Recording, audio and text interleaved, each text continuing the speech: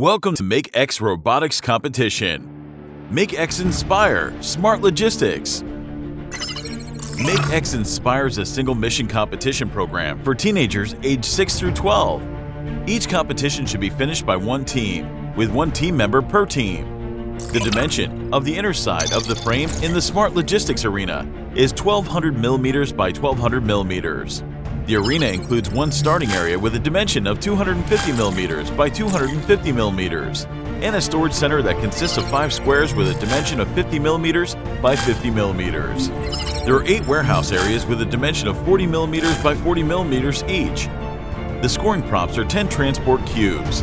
The dimensions of each cube is 50 milliliters by 50 milliliters. The initial location of these transport cubes is in the storage center with 2 layers. Each layer has 5 cubes placed as a cross.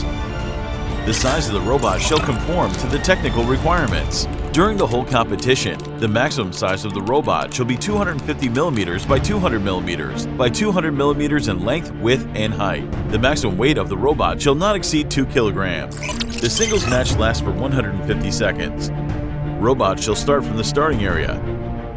During the competition, the robot can get points by the following actions.